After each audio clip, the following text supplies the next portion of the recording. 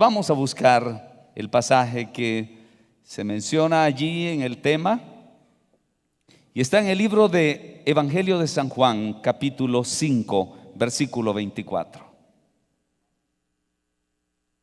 ¿Ya lo tiene, hermano? Y dice así la palabra del Señor: de cierto os digo, el que oye mi palabra y cree al que me envió, ¿qué dice?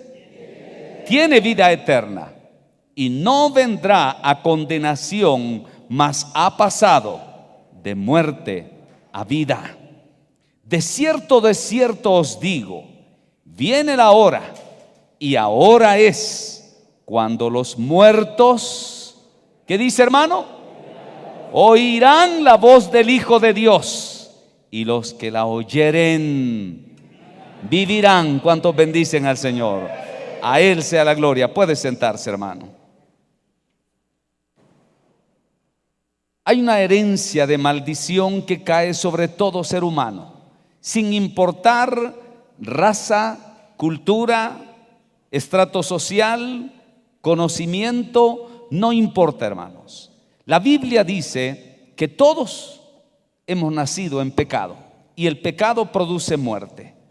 Pero para que lo documentemos bíblicamente, ¿por qué no se vaya al libro de Génesis? Nos vamos al libro de Génesis, capítulo 2. Amén. Y dice así Génesis capítulo 2 versículo 17: mas del árbol de la ciencia del bien y del mal no comerás, porque el día que de él comiereis, ¿qué dice?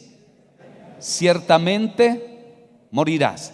Esta es la sentencia divina que Dios advirtió a Adán y a Eva, a los primeros habitantes del planeta Tierra, hermanos. Y Dios les dice: de todo árbol que hay en el huerto ustedes pueden comer, excepto del uno, del árbol de la ciencia del bien y del mal. De este no coman, porque el día que ustedes coman de él, ciertamente morirán. La sentencia, hermanos, Dios la puso. Era por decir así, como que Dios quería hacer con el hombre un pacto de obediencia. Lo que Dios quería probar, la obediencia del hombre. Porque uno podría decir: pero ¿por qué se le ocurrió al Señor poner ese árbol del bien y del mal? ¿Por qué no solo hizo árboles buenos y el árbol de la vida? ¿Por qué tenía que poner el árbol del bien y del mal? Porque Dios necesitaba probar su propia creación. Porque Dios necesitaba probar el corazón de sus propias criaturas. Había creado un ser independiente, había creado un ser con libre albedrío, había creado un ser capaz de amar y de odiar. Él tenía que probar su propia obra. Y Dios pone en el huerto del Edén aquel árbol que iba a significar un pacto de obediencia. De ello dependía. Y ustedes ya saben lo que sucedió, ¿no? Pero no es el momento, no es eso el tema que me interesa. Eva ve el árbol, toma de él, come y mueren. Y mueren espiritualmente, no físicamente. Murieron espiritualmente, pero a partir de ese momento se determinó también la existencia física. Si el hombre no hubiera pecado, el hombre no tendría por qué morir. La creación que Dios había hecho era sencillamente perfecta.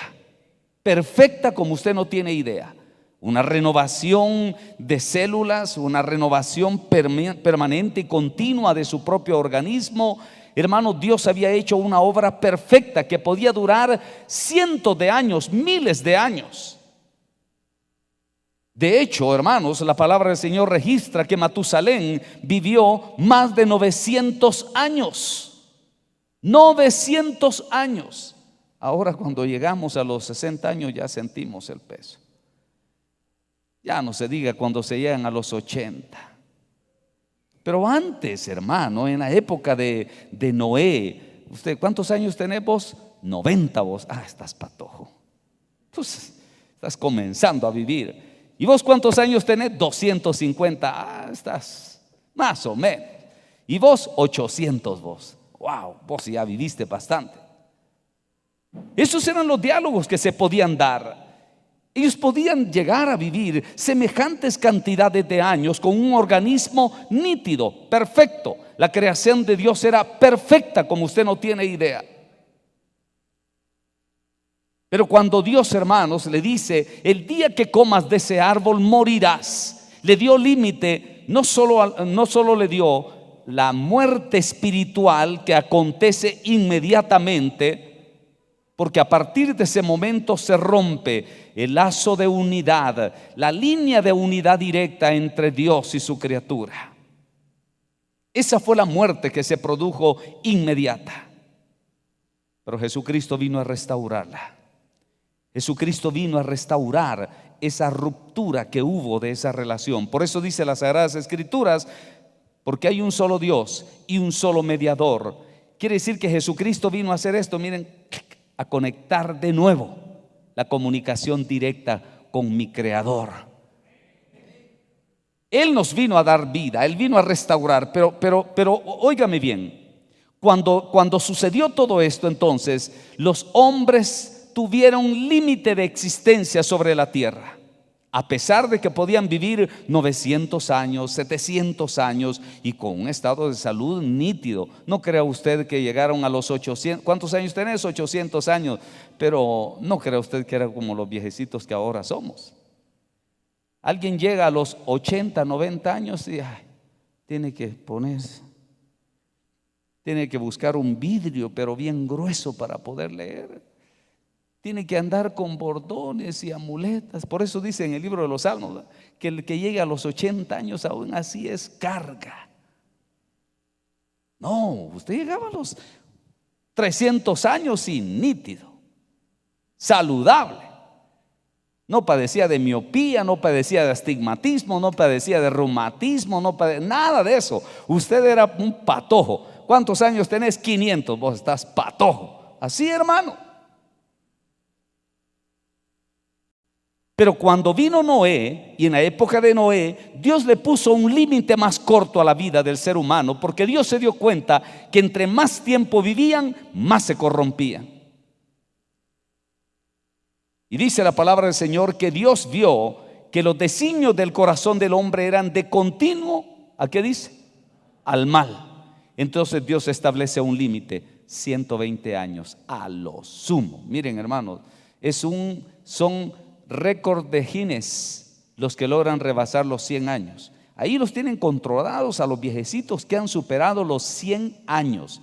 Allá en Japón hay uno, en los Estados Unidos hay uno. Cuando se muere uno de 110 años es noticia. Y por ahí los tienen registraditos, 110. Y Dios dijo 120 años, hasta ahí llega. Imagínense, hermanos, cuando podíamos vivir una eternidad. Pero bueno, el hombre pecó. Y dice la Biblia que así había estado establecido. Pero sigamos leyendo. Ahora vea cómo lo dice ya en el Nuevo Testamento. Romanos capítulo 5. Amén. Romanos capítulo 5, versículo 12. Dice la palabra del Señor: por tanto, como el pecado entró en el mundo por un hombre, y por el pecado, ¿qué dice? La muerte. Ahora lea conmigo, ¿qué sigue diciendo? Así la muerte pasó, ¿a dónde? A todos los hombres, por cuanto, ¿qué? Todos pecaron. La muerte es universal. La muerte por causa del pecado es universal y nadie se zafa de eso. Nadie se escapa de esa cobertura. Todos hemos nacido en pecado y estamos muertos. Pero viene el apóstol Pablo y todavía lo remacha. Más adelante, lea allí en el libro de Efesios. Efesios capítulo 5, capítulo 2. ¿Ya lo tenemos? Efesios capítulo 2, verso 1. Y oiga lo que dice la palabra del Señor. Y Él, ¿quién? Dios, Cristo. Y Él os dio vida a vosotros cuando estabais, ¿qué? Muertos en vuestros delitos y pecados, en los cuales anduvisteis en otro tiempo, siguiendo la corriente de este mundo, conforme al príncipe de la potestad del aire, el espíritu que ahora opera en los hijos de desobediencia. Versículo 5: aún estando nosotros muertos en pecado, léalo conmigo, nos dio vida juntamente con Cristo, por gracia sois salvos. ¿Cuántos dan gloria a Dios? Hermano, este es el milagro de Cristo. Estas son las pruebas y pueden haber otros muchos pasajes, pero quiero ir de inmediato enfocando los aspectos. Estamos muertos en delitos y pecados. El apóstol Pablo dice aquí en el versículo 1: y Él os dio vida cuando estabais muertos en vuestros delitos y pecados, igual que todos los demás. Éramos hijos de desobediencia, rebeldes, soberbios, altivos, prepotentes, mundanos, carnales, fornicarios, adúlteros, murmuradores, querellosos, envidiosos, celosos, amantes de los deleites más que de Dios, etcétera, etcétera, etcétera. Éramos desobedientes. Todo esto éramos. Y todo eso produce ¿qué cosa? Muerte. Todo eso produce muerte. Pero Cristo vino a hacer un milagro. Pero Jesucristo vino a hacer lo que no se podía hacer. Jesucristo decide hacer un milagro. Y Él viene con autoridad y con voz de mando y con voz de Dios a llamarnos para darnos vida.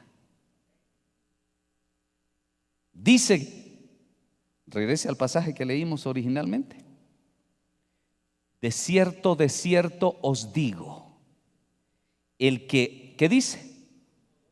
Oye mi palabra y cree al que me envió. Léalo conmigo, ¿cómo dice? ¿Usted cree esta afirmación, hermano? Porque óigame bien, una cosa es oír mensajitos. Una cosa es que usted escuche, hermanos, mensajitos exegéticos. Una cosa es que usted sea evangélico. Una cosa es que usted se llame a sí mismo cristiano. Una cosa, hermanos, es que usted sea simpatizante de una corriente doctrinal determinada. Una cosa, hermanos, es que usted se llame fanático de Jesucristo. Una cosa es que usted sea admirador de Jesús, y otra cosa es que usted oiga la voz de Cristo. Son cosas muy distintas, hermano. De Jesucristo dice la palabra del Señor que habían líderes religiosos de aquella época, hermanos, que lo oían, lo admiraban, pero a escondidas lo buscaban. Habían líderes que estaban convencidos en su corazón, hermanos, que Jesucristo tenía la palabra poderosa de Dios que convertía el corazón del hombre. Uno de ellos llegó de noche, ¿verdad? Y dijo: maestro, sabemos que nadie puede hacer las obras que tú haces si Dios no está contigo. Y llegó de noche uno que se llamaba, ¿cómo? Nicodemo. Aquel hombre estaba tocado. Y aquel hombre sabía que las palabras que salían de la boca de aquel nazareno, de aquel carpintero, de aquel hombre humilde y sencillo, tenían un poder que no era parecido.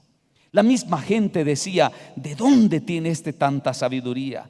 ¿De dónde tiene este tanta autoridad? Es que este no predica como todos los demás predican. Así decían del Señor Jesús.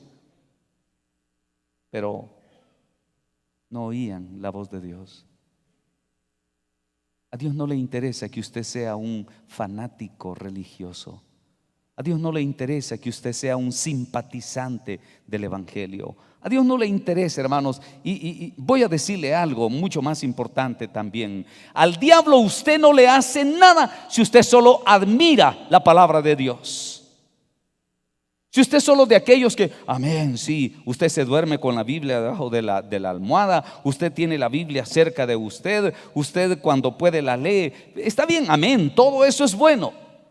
Pero ¿cuándo va a traducir el conocimiento, hermanos, en vida poderosa en Dios? ¿Quiere usted espantar al diablo de su vida?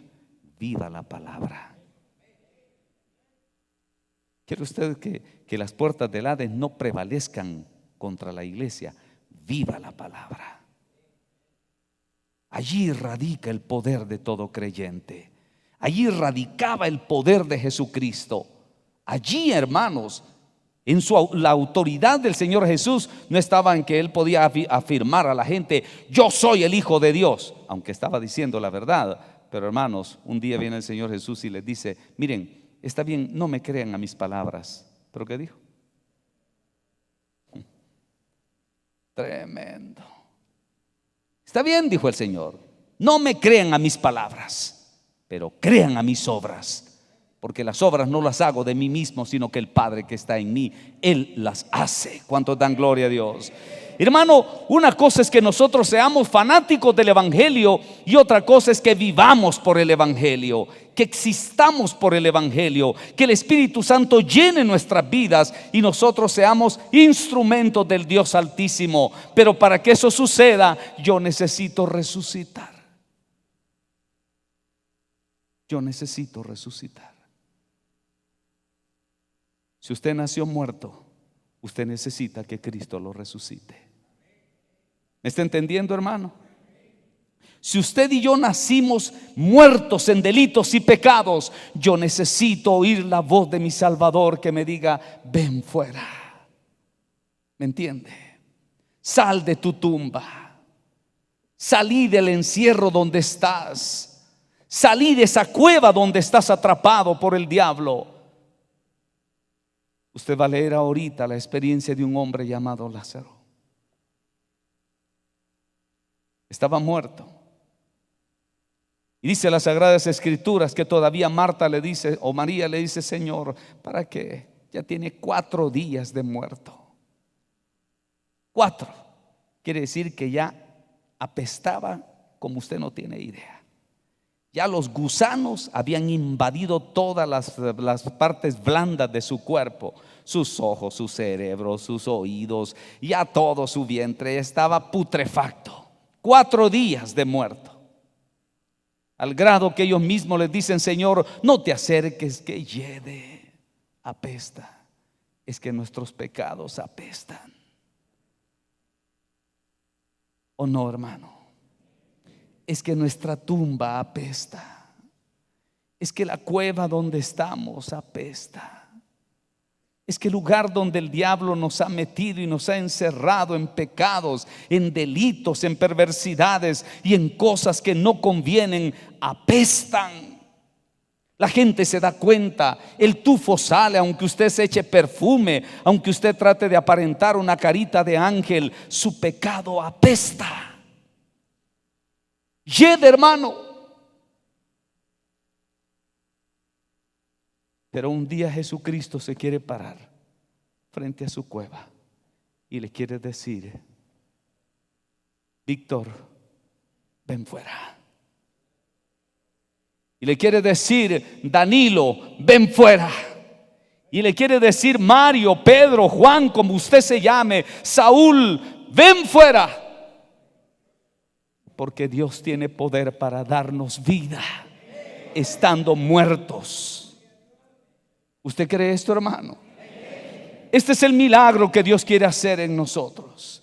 Estamos atrapados muchas veces en cosas que nos acorralan, en cuevas donde no podemos salir y preferimos escondernos porque en una cueva es oscuro y no se ve. Y usted, para poder servir a Dios, necesita salir de esa cueva. Y usted, para poder alabar a Dios, necesita salir de esa cueva. Y usted, para poder glorificar a Dios, necesita salir de esa cueva. Y usted, para que levante sus manos con libertad y glorifique al Dios vivo, necesita salir fuera. Y usted necesita, al igual que Lázaro, oír su nombre.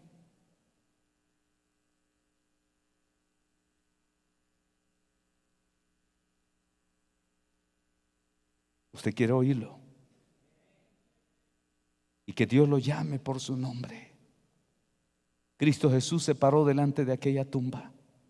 Y a pesar de que le dijeron: Señor, ya lleve, ya tiene 4 días, ¿no sientes el tufo? Sí, pero no te he dicho que si creyeres. ¿Qué dice, hermano?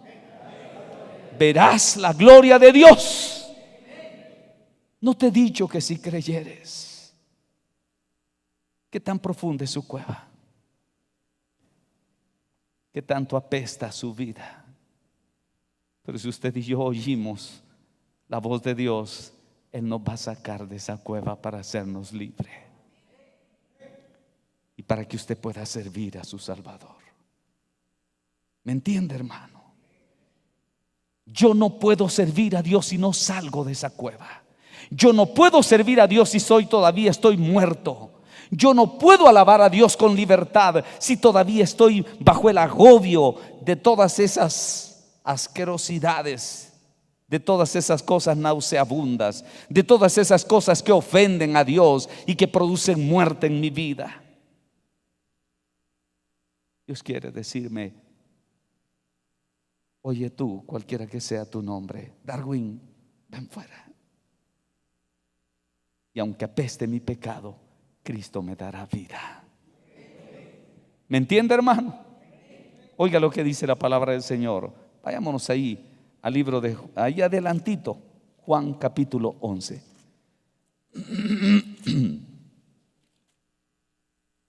Amén.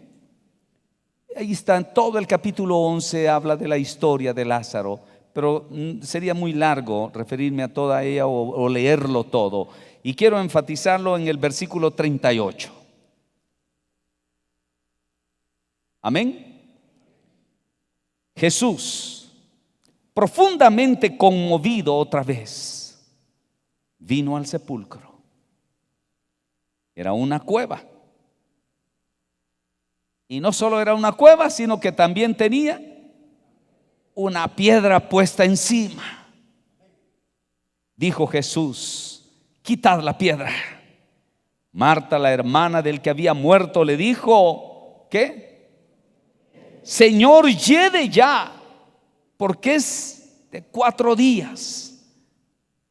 Jesús supo de la enfermedad de Lázaro y pudo haber llegado antes de que él muriera, pero él intencionalmente se quedó y le dijo: aquí nos vamos a quedar, aquí vamos a esperar. Señor, pero si dicen que Lázaro está enfermo, aquí nos vamos a quedar y aquí esperamos. Está bueno. Lázaro no está muerto, les dijo. Sí, pues sí sabemos que él va a vivir allá en la eternidad. Así los escépticos, los discípulos, no creían. ¿De cuántos de nosotros quizás la gente no puede creer que podamos cambiar?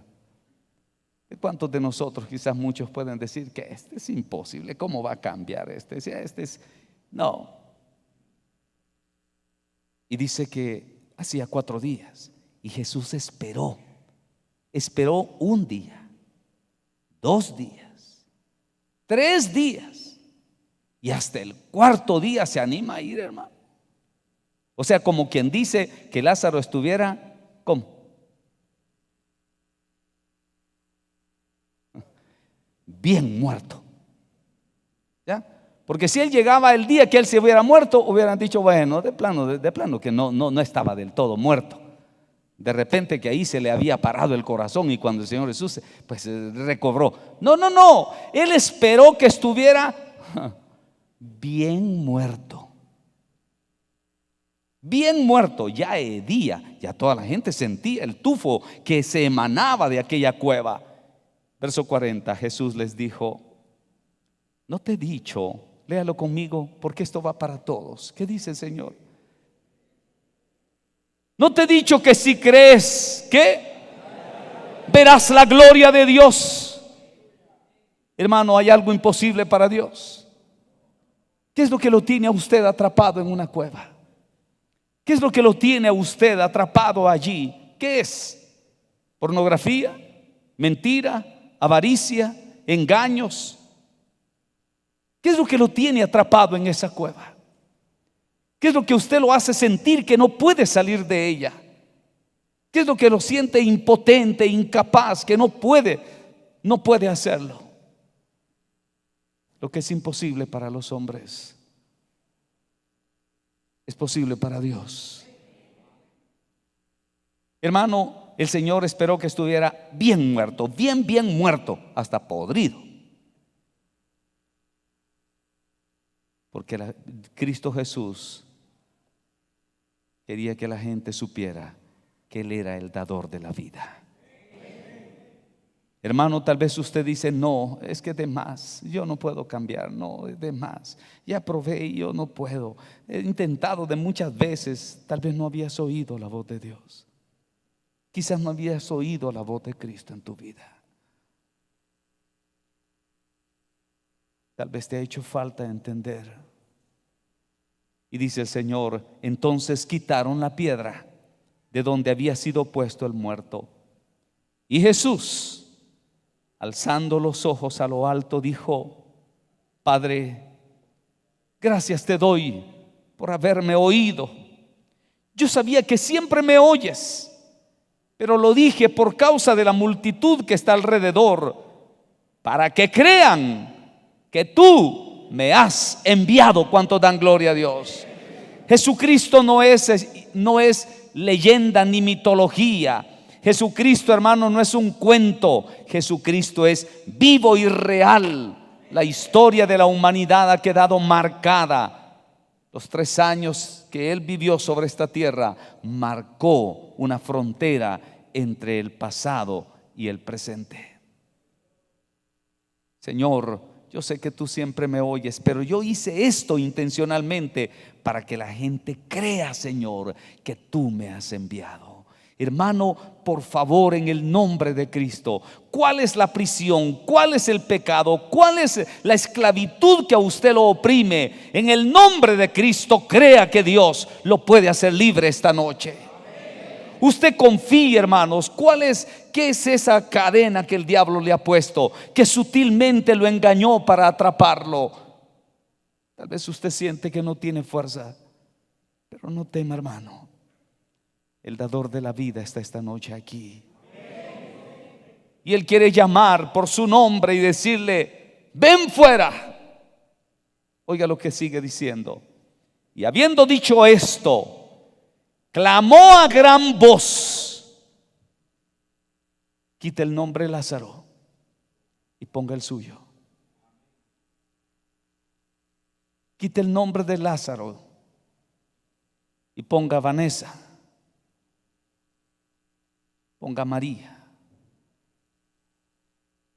ponga Orlando, ponga Marta, ponga Luis, ponga su nombre.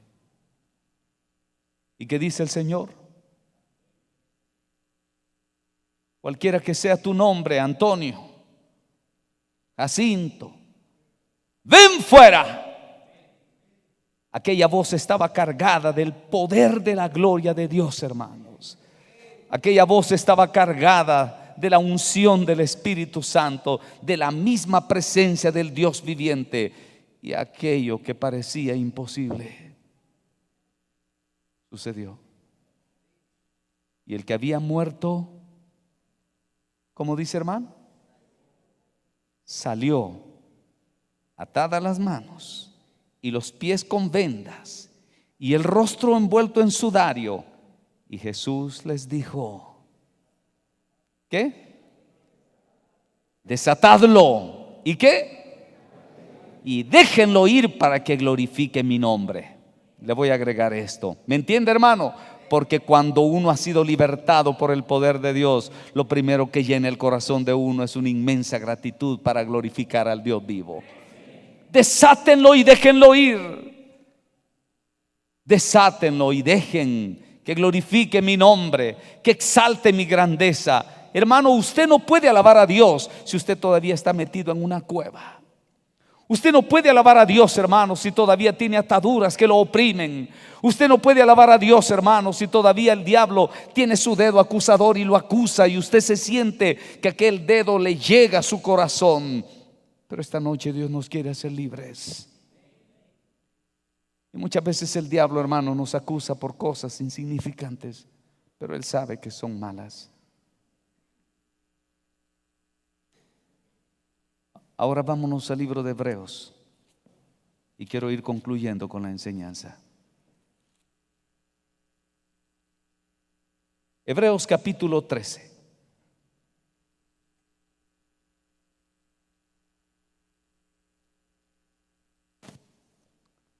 Ya resucitamos. ¿Y para qué? Cristo nos quiere hacer libres. ¿Y para qué? Cristo rompe las cadenas, pero ¿y para qué? Jesucristo nos da vida estando muertos, pero ¿para qué? Ahora oiga, ¿para qué, hermano? Versículo 10. Tenemos un altar del cual no tienen derecho de comer los que sirven al tabernáculo. Le voy a explicar esto rápidamente. Los que sirven al tabernáculo son los religiosos, aquellos que solo sirven al ojo, aquellos que solo están atentos y dispuestos a hacer las cosas para ser vistos, para que lo vea la gente, para que lo vean los miembros de la iglesia, para que lo vea el pastor, para que lo vean los diáconos.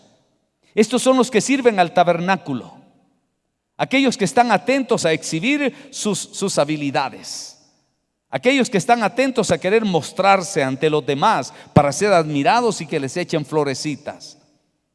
Estos son los religiosos que se aprovechan del privilegio para bañarse de gloria a sí mismos. Hay algunos, dice el apóstol Pablo, que no tienen derecho a comer de este otro tabernáculo. Verso 11.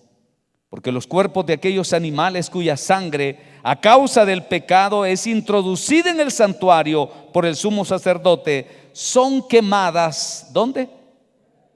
Fuera del campamento. Por lo cual también Jesús, para santificar al pueblo mediante su propia sangre, ¿qué dice? Padeció fuera de la puerta.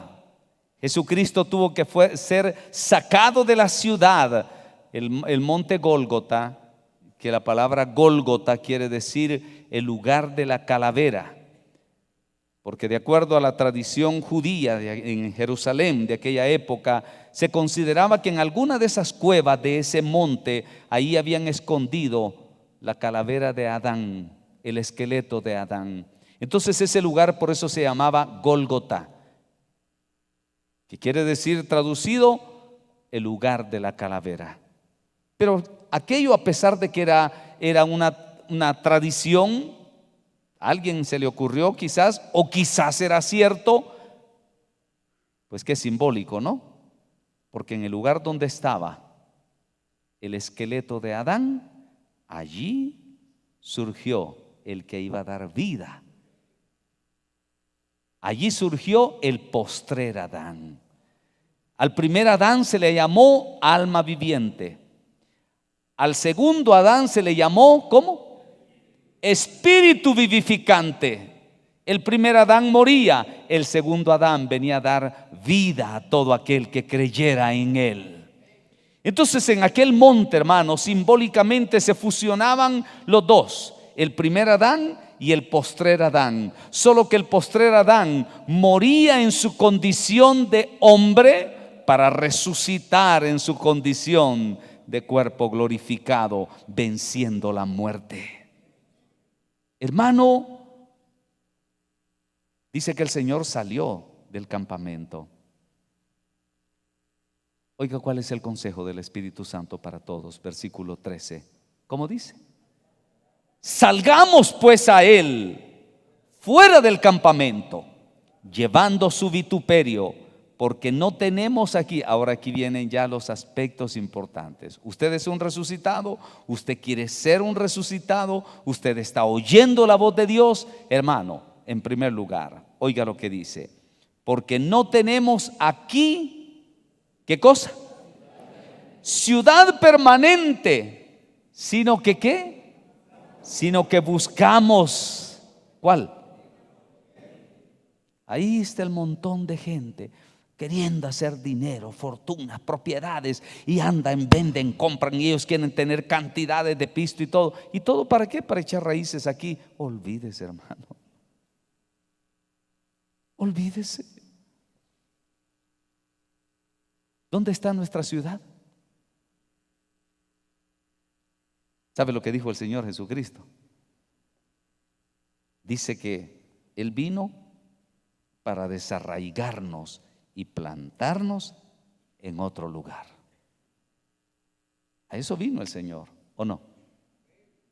Hermano, no hay sabiduría en querer hacer fortunas, en querer hacer nombres, gloria sobre esta tierra. El Señor Jesucristo, cuando lo quisieron hacer rey sobre esta tierra, ¿qué dijo?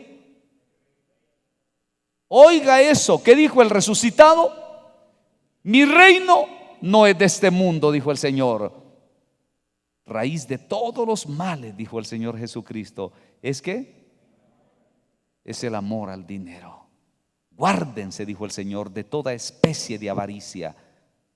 Eso de especie de avaricia quiere decir que no es solo amor al dinero. No, hombre, también hay amor a la fama, también hay amor a la gloria, también son avaricias, hay muchas avaricias. Así que si usted, hermano, se aferra al dinero, se aferra a la propiedad, se aferra a la herencia, aquí yo tengo testimonio de hermanos que fueron echados por sus padres. No te voy a dar herencia, ya no tenés padre. No tengas pena, papá, he encontrado un nuevo padre y este me está prometiendo una herencia eterna. ¿Cuántos dan gloria a Dios?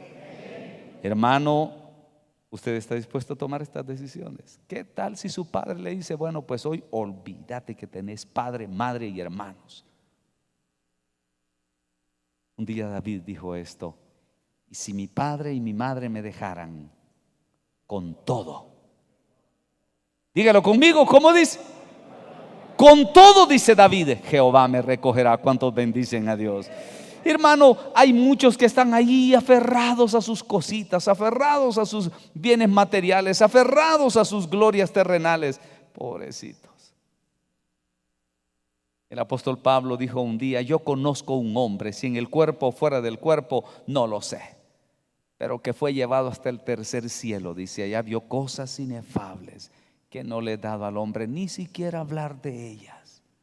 Que no... Qué maravillosamente grande será lo que él vio, que ni siquiera lo podía describir, hermano. Estando allá, en este lugar de San Miguel, fuimos a visitar a un enfermo. Y recuerdo que le compartíamos y le compartimos del Señor. Y le dimos testimonio de la palabra. A buenas 7 de la mañana íbamos para allá. Y estuvimos casi por el lapso de 1 hora compartiendo. El hombre está entre la vida y la muerte. Pero él se aferró. ¿Y sabe qué me decía? Mire usted, me dice, viera que a mí como me gusta algunas veces ver. Y mire usted, me dijo, sí da un poco de tristeza, me dice, aquí dejar este mundo, me dijo, y todo. Ay, don Luis, si usted pudiera por un momentito ver lo que Dios ofrece para su pueblo, usted consideraría este mundo basura. Así, el apóstol Pablo dice, las aflicciones del tiempo presente no se comparan. ¿Con qué? Con la gloria venidera. Hermano, ¿cuántos se aferran ahí y se agarran? No, hombre, nosotros esperamos una ciudad nueva, un cielo nuevo. Yo espero una casa no hecha por un arquitecto ni un ingeniero graduado en la Universidad de San Carlos o en la Universidad de Harvard. No, yo espero una casita hecha por el arquitecto del universo. Así dice la palabra de Dios. Dice que Abraham buscaba la ciudad no hecha de manos de hombres, sino cuyo arquitecto es. ¿Cuántos dan gloria a Dios, hermano? Ese es lo que usted busca. Muy bien, salga del campamento. Salga de ese principio cultural materialista que el mundo nos mete. Salga entonces de ese contexto humano y material donde creemos que lo que toco es lo que vale, que lo que tengo es lo que vale. No, hombre, dando es como se recibe. Raro, ¿verdad? Contradictorio. Si dando es como, usted quiere abundar, dé. No, pero el tacaño que dice, entre menos dé, más tengo, dice. Cuando la cosa es al contrario, ¿no? Diametralmente opuesto. Dice que hay algunos que vienen a pobreza porque retienen más de lo debido, dice el proverbista. Y otros reparten y reparten y reparten, y Dios les añade y les añade y les añade. Contradictorio, ¿eh? La economía humana dice, ahorra, retené, así vas a tener siempre. En cambio Dios nos dice, repartí, hombre, repartí, yo te voy a dar. Mire aquella viuda, pues, dio lo último que tenía. ¿Y qué pasó? Nunca le hizo falta. ¿Cuánto dan gloria a Dios? Hermano, las leyes divinas son antagónicas a las leyes humanas, son contradictorias. Pero bueno, yo busco una ciudad nueva. Hemos salido de la cueva y no voy buscando una ciudad hecha por hombres, sino por el Dios vivo. Y sigue diciendo, versículo 15, así que, ¿qué dice? Ofrezcamos siempre a Dios por medio de Cristo, ¿qué cosa? ¿Se da cuenta, hermano? Usted quiere alabar a Dios y que su alabanza llegue al cielo. Salga de su cueva, salga del campamento mundano, salga del contexto humano y deje que la gloria de Cristo lo lleve hasta la misma presencia de Dios. ¿Por qué nos cuesta alabar a Dios y experimentar su gloria y su presencia? Porque siempre estamos acongojados y metidos en los afanes de este mundo. Por eso dijo el Señor, mirad por vosotros mismos, que vuestro corazón no se cargue de glotonerías y embriagueces y afanes de esta vida que ahogan la palabra. Liberémonos, hermano. Dios quiere un pueblo libre, donde está el Espíritu de Dios, como dice. ¿Y usted está libre ahorita, hermano? Gloria a Dios por lo que dijeron amén. Pero si a un caso no está libre, hoy Dios nos va a hacer libre. Amén. Usted quiere oír la voz de Cristo que diga, ven fuera. Salí del campamento, salí de la cueva, sé libre para la gloria de mi nombre.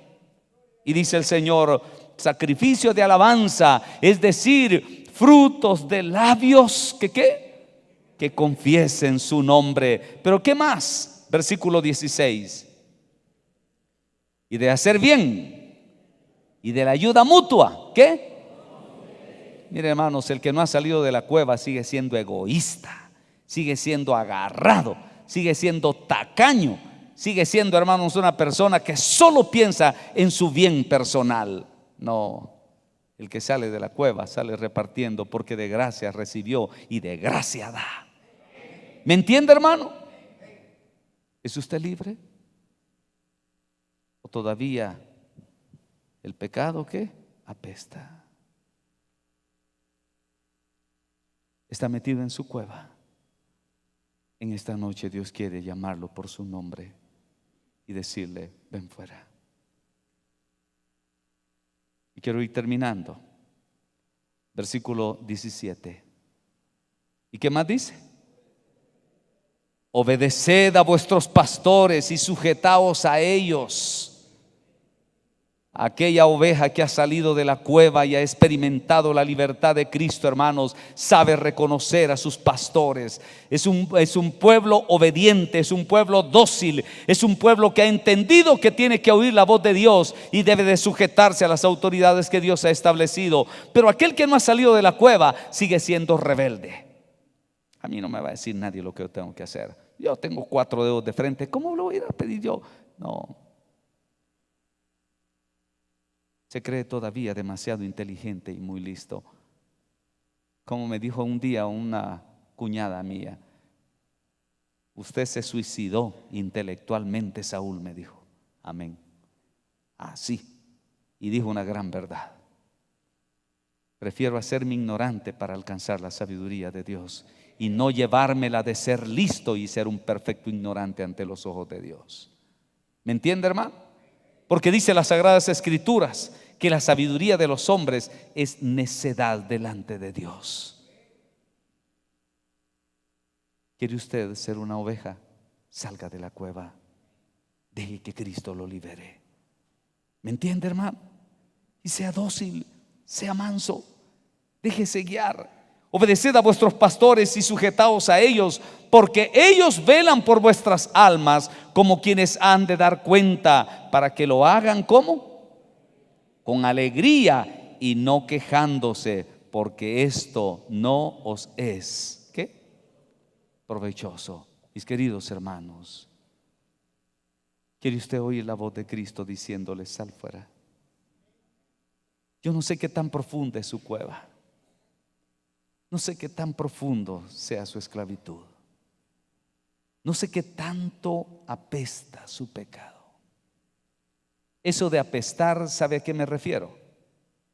Tal vez muchas veces uno cree que lo malo que uno está haciendo nadie se da cuenta. Y aunque usted se eche perfumes por todos lados, el tufito siempre sale. Los perfumes franceses son famosos porque son fuertes y dulces. Y es que allá hay escasez de agua y algunas veces no se bañan todos los días. Entonces, para apaciguar los malos olores, tienen que usar perfumes bien fuertes. Hermano, aquí aunque usted se bañe de perfume, el pecado apesta. ¿Quiere usted ser libre de él? ¿Por qué no le dice: Señor, llámame por mi nombre? ¿Por qué no le dice: Señor Jesús, yo quiero salir de esta cueva? Llámame, Señor. Mueve la piedra y llámame. Yo quiero ser libre, Señor. ¿Cuál es su prisión? ¿Cuál es su esclavitud? ¿Qué es lo que oprime? ¿Qué es lo que lo tiene esclavizado? Para mi Salvador no hay nada imposible. Para Él no hay nada, hermano. ¿Quiere usted oír su nombre llamándole al Señor?